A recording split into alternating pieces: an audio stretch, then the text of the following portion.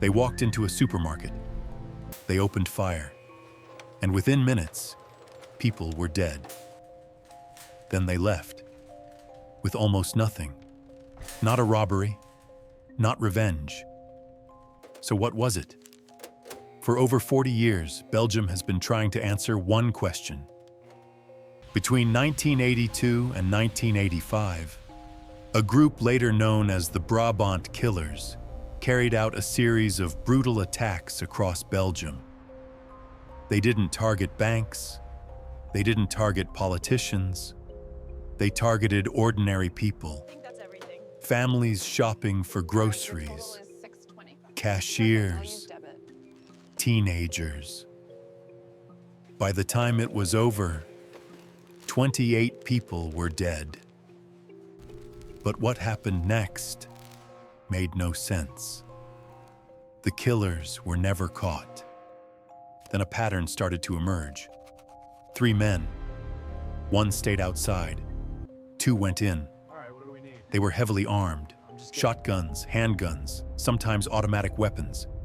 They moved fast, controlled, like they had done this before.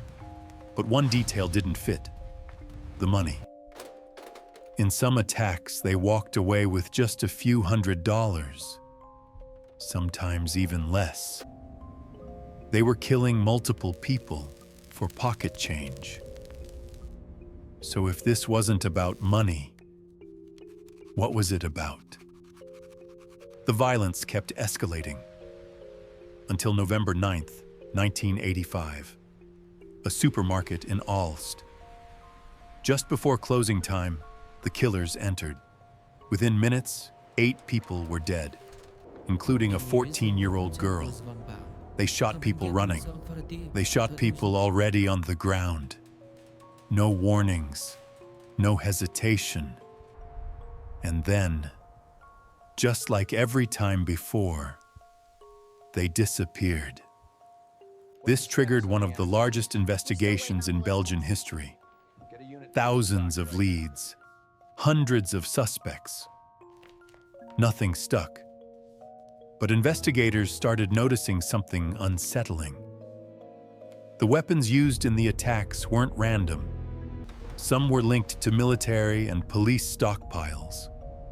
And the way the killers operated, their coordination, their movement, suggested training. Not amateurs, not desperate criminals. Something else. Something far more organized. This is where the case takes a darker turn.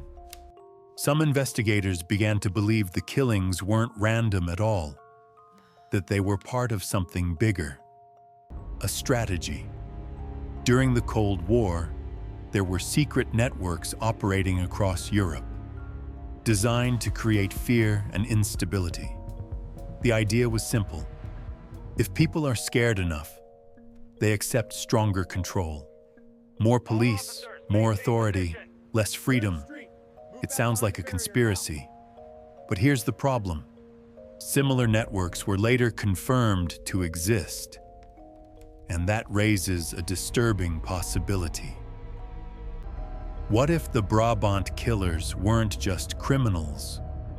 What if they were being protected? Over time, the case began to fall apart. Evidence was lost. Witnesses disappeared. Investigators retired or died. In 1995, the statute of limitations expired, meaning even if the killers were identified, they couldn't be prosecuted. Belgium later changed the law, but by then, it was too late. In 2021, investigators announced a new suspect, a former police officer, but he was already dead. And without enough evidence to prove it, the case was officially closed in 2023. No arrests, no convictions, no answers.